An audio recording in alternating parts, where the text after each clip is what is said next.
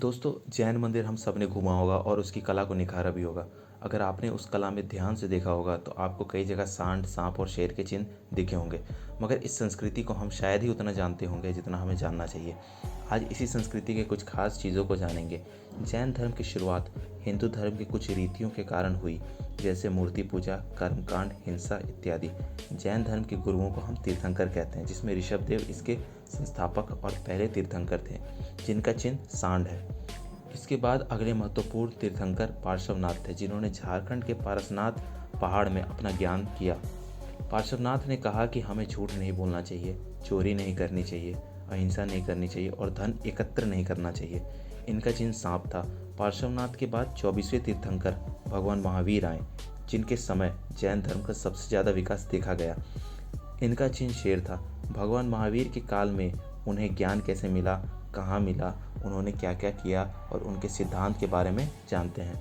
इनका जन्म कुंडग्राम वैशाली में 540 बीसी में हुआ।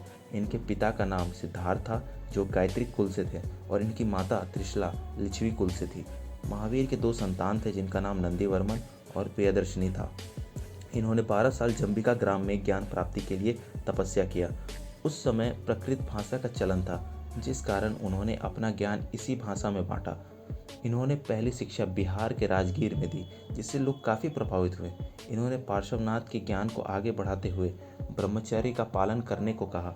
इसके अतिरिक्त कुछ चीज़ों पे भी जोर देने को कहा, जैसे मूर्ति पूजा न करना, कर्मकांड से परहेज रखना और खेती न करना।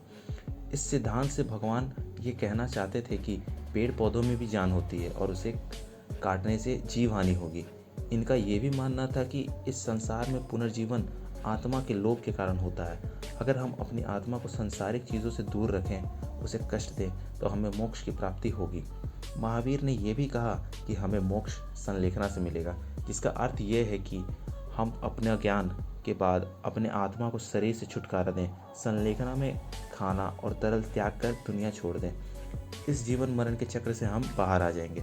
भगवान की इस शिक्षा से लोगों में काफ़ी बदलाव देखा गया, मगर पवापुरी में इन्होंने अपनी आखिरी शिक्षा दी और इसके बाद इन्होंने शरीर त्याग दिया। भगवान महावीर के सिद्धांत और ज्ञान को पूर्व नामक किताब में रखा गया है। भगवान महावीर के बाद इनके 2 शिष्य भद्रबाहु और स्थूलबाहु ने जैन धर्म को दिगंबर और श्वेतांबर के नाम से आगे बढ़ाया। दिगंबर भगवान महावीर के सिद्धांत पे आगे बढ़ते हुए वस्त्र नहीं पहनते थे, वहीं श्वेतांबर ने सफ़ेद वस्त्र का चलन शुरू किया। मगध के सम्राट चंद्रगुप्त मौर्य ने दिगंबर परंपरा को माना और अंत में संलेखना कर लिया। अगर आपको ये वीडियो इन्फॉर्मेटिव लगी हो तो लाइक, शेयर और सब्सक्राइब करें। मिलते हैं अगले वीडियो में। जय हिंद।